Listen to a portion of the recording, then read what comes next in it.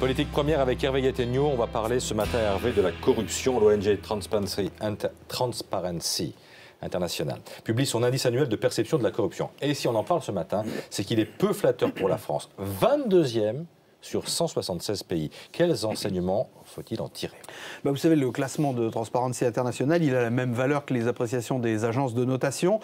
C'est une indication utile, sérieuse, mais enfin, bon, c'est pas parole d'évangile non plus.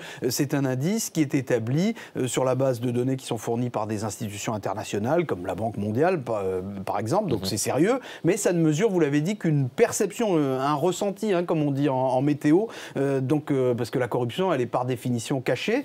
Donc on est plus près du diagnostic politique et psychologique que du bilan statistique. Donc ça n'est pas une surprise de voir que c'est surtout les pays nordiques qui sont en tête de ce classement.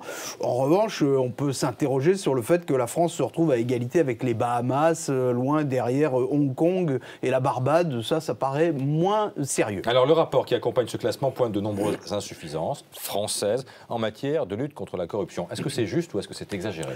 C'est pas entièrement exagéré, il faut quand même bien le dire. Nous n'avons toujours pas en France de législation digne de ce nom pour réprimer les conflits d'intérêts. Ça, c'est quand même incroyable. Nous avons aussi une multitude, vous savez, d'échelons politiques et administratifs qui disséminent les processus de décision dans tout le pays, au point qu'on ne sait plus exactement qui décide quoi, ni comment, ni pourquoi. Tout ça, c'est propice à des arrangements douteux et c'est ça qui favorise les phénomènes de corruption. Et puis, on le sait, la France n'a pas la culture du contre-pouvoir. Donc, en matière de lutte contre la corruption et en matière de moyens donnés à cette lutte, on sort à peine de l'âge de pierre. C'est-à-dire qu'on a une foultitude de textes et de lois, mais de moins en moins de juges, de policiers, de contrôleurs et même d'ordinateurs et de moyens matériels pour les faire appliquer ces lois. Alors dans le détail, Hervé, le document souligne que c'est le monde politique qui focalise le plus de soupçons en matière de corruption. Est-ce que c'est juste?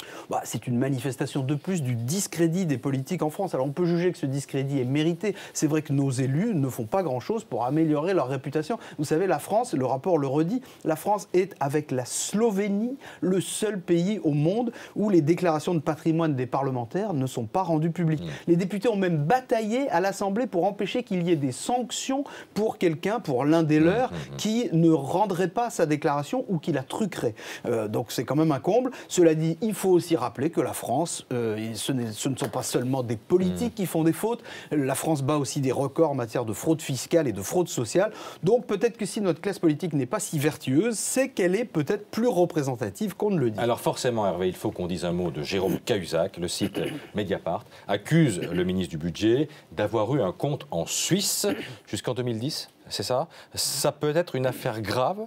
Mais ça l'est déjà. Deux choses l'une. Soit les informations de Mediapart sont exactes, et c'est un symbole très fâcheux, surtout s'agissant d'un ministre du budget qui est censé incarner la rigueur budgétaire et qui jusqu'ici a montré du brio dans ce gouvernement. En revanche, si les informations de Mediapart sont fausses, alors là c'est très grave aussi pour un média qui a fait de la morale son cheval de bataille. Dans tous les cas, ce qu'on sait, c'est que cette affaire va faire une victime. Ce qu'il faudrait, c'est qu'on puisse savoir laquelle est le plus vite possible. En tous les cas, le ministre du Budget, Jérôme Cahuzac, a de nouveau démenti formellement avec la plus grande rigueur cette nuit ces accusations donc, du site Mediapart.